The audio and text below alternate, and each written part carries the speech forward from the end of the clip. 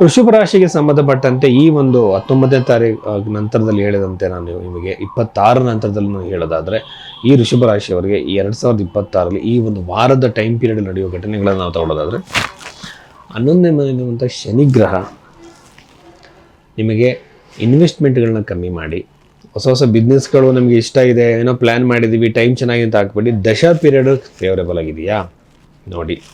ಅದಾದಮೇಲೆ ದಶಾ period favourable ಆಗಿದ್ಮೇಲೆ ಎಲ್ಲವನ್ನು ನೋಡಿಕೊಂಡು ನೀವು ಇನ್ವೆಸ್ಟ್ಮೆಂಟ್ ಮಾಡಬೇಕು. ಸೊ ಆವಾಗ ನಿಮ್ಗೆ ಅನುಕೂಲ ಆಗುತ್ತೆ ಹೊರತು ಈಗಿರೋ ಟೈಮ್ ಪೀರಿಯಡಲ್ಲಿ ಖಂಡಿತವಾಗಲೂ ಇನ್ವೆಸ್ಟ್ಮೆಂಟ್ಗಳನ್ನ ಕಮ್ಮಿ ಮಾಡಿ ಯಾವುದೇ ಬಿಸ್ನೆಸ್ ಆದರೂ ನಿಮಗೆ ಲಾಸ್ ಆಗೋ ಸಾಧ್ಯತೆ ಇದೆ. ಅದಾದಮೇಲೆ ಕೊಟ್ಟಿರುವಂಥ ಹಣ ಬರಬಹುದು, ಪಿತ್ರಾರ್ಜಿತ ಸೊತ್ತು ನಿಮಗೆ ಬರ್ಬೋದು, ಯಾವುದೋ ಮೂಲದಿಂದ ಹಣ ಬರೋ ಸಾಧ್ಯತೆ ಇರುತ್ತೆ. ಲಾಭವಾಗಿ ಬರೋದಲ್ಲೇ ಆಲ್ರೆಡಿ ನೀವು ಕೊಟ್ಟಿರುವಂಥ ಹಣ ಬರೋ ಸಾಧ್ಯತೆಗಳು ಹೆಚ್ಚಾಗಿರುತ್ತೆ. ಇನ್ನು ವಿವಾಹಕ್ಕೆ ಸಂಬಂಧಪಟ್ಟಂತೆ ನೋಡೋದಾದರೆ ಸಪ್ತಮೇಶ ಬಂದು ಉಚ್ಚ ಸ್ಥಾನದಲ್ಲಿರೋದ್ರಿಂದ ವಿವಾಹ ಪ್ರಾಪ್ತಿ, ಒಳ್ಳೆಯ ಸಂಬಂಧ ಬರೋ ಸಾಧ್ಯತೆ, ಮದುವೆ ಆಗೋ ಸಾಧ್ಯತೆ, ಒಂದು ರೀತಿ ಸಡನ್ನಾಗಿ ಶುಭ ಕಾರ್ಯಗಳು ನಡೆದುಬಿಡುತ್ತೆ. ಆ ಥರವಂತಹ ಒಂದು ಅವಕಾಶಗಳು ಈ ಒಂದು ವೃಷಭ ರಾಶಿಯವರಿಗೆ ಇದೆ ಅಂತ ಹೇಳಬಹುದು. ಇದಾದ ನಂತರದಲ್ಲಿ ನನಗೆ ಅನಿಸ್ತಿರುವಂಥದ್ದು, ಚತುರ್ಥ ಭಾವವನ್ನು ನೋಡ್ತಾ ಇದ್ದರೆ ಪ್ರಾಪರ್ಟಿ ಖರೀದಿಗೆ ಕೈ ಹಾಕಬೇಡಿ, ನಿಮಗೆ ನೋವಾಗುತ್ತೆ, ಅಂದರೆ ಡಿಲೇ ಆಗ್ಬೋದು, ಅನ್ಕೊಂಡಿದ್ದ ಟೈಮಿಗೆ ಕೆಲಸಗಳಾಗದಿರ್ಬೋದು. ಕುಟುಂಬದಲ್ಲಿ ಒಡಕು, ಕಿರುಕು, ಬಿರುಕುಗಳು, ಟೆನ್ಷನ್ಗಳು ಕ್ರಿಯೇಟ್ ಆಗೋ ಸಾಧ್ಯತೆಯಿಂದ ಕುಟುಂಬದಲ್ಲಿ ನೆಮ್ಮದಿಯನ್ನು ಕಾಪಾಡ್ಕೊಳ್ಳಿ. ಇದಾದಮೇಲೆ ನೀವೇನಾದ್ರೂ ವಿದೇಶದ ಜಾಬಿಗೆ ಟ್ರೈ ಮಾಡ್ತಿದ್ರೆ ಅಲ್ಲಿ ಸ್ವಲ್ಪ ಅನುಕೂಲ ಆಗೋ ಸಾಧ್ಯತೆ ಇದೆ.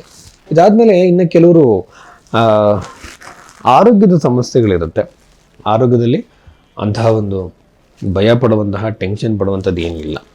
ಆಮೇಲೆ ದಶಮ ಭಾವದಲ್ಲಿರುವಂಥ ರಾಹುಗ್ರಹ, ಈ ರಾಹುಗ್ರಹ ಅಂದರೆ ಒಂದು ರೀತಿ ಅನ್ಎಕ್ಸ್ಪೆಕ್ಟೆಡ್ ಆಗಿರುವಂಥ ಘಟನೆಗಳನ್ನ ಕ್ರಿಯೇಟ್ ಮಾಡಿದ್ರೆ ರಾಹುವಿನ ಒಂದು ನೇಚರ್.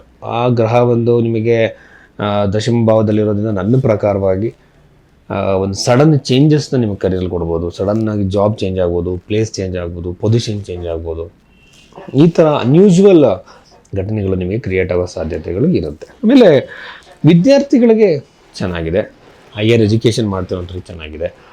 ಆಮೇಲೆ ಎರಡನೇ ಮದುವೆ ಆಗುವಂಥವ್ರಿಗೆ ಇದು ಒಂದು ಉತ್ತಮವಾಗಿದೆ ಅಂತ ಹೇಳ್ಬೋದು. ಒಟ್ಟಾರೆಯಾಗಿ ನೆಮ್ಮದಿಯ ಆರಾಮವಾಗಿರುವಂಥ ಟೈಮನ್ನು ನೀವು ಸ್ಪೆಂಡ್ ಮಾಡ್ತೀರಾ, ಬಹಳ ಉತ್ತಮ. ದುರ್ಗಾದೇವಿಯ ಆರಾಧನೆಯನ್ನು ಮಾಡಿ. ಸೊ ಇಲ್ಲಿ ಜಾತಕ ಅಂತ ಬಂದಾಗ ಒಬ್ಬ ಜ್ಯೋತಿಷ ಆದವನು ಯಾರೂ ಹಣೆ ಬರೋನೇ ಚೇಂಜ್ ಮಾಡೋಕ್ಕಾಗಲ್ಲ. ಆಮೇಲೆ ತುಂಬ ಜನ ಕೇಳ್ತಾರೆ, ಸರ್ ಕೈ ನೋಡಿ ಭವಿಷ್ಯ ಹೇಳ್ತಾರೆ, ಕೈಯಲ್ಲಿ ಇದ್ದವರಿಗೆ ಭವಿಷ್ಯ ಇಲ್ವಾ ಅಂದರೆ ಇದು ತಪ್ಪು ಕಲ್ಪನೆ. ಇನ್ನು ಭವಿಷ್ಯ ಅನ್ನುವಂಥದ್ದು ಕರ್ಮ ಸಿದ್ಧಾಂತ ಆಧಾರದ ಮೇಲೆ ಆತ್ಮದ ರೂಪದಲ್ಲಿ ಆ ದೇಹದಲ್ಲಿ ಪ್ರವೇಶ ಮಾಡಿ ಅವನು ಆ ವ್ಯಕ್ತಿ ಜೀವನ ಅನುಭವಿಸ್ತಾ ಹೋಗಬೇಕು ಸುಖ ದುಃಖಗಳನ್ನು. ಇದು ಕಾನ್ಸೆಪ್ಟು.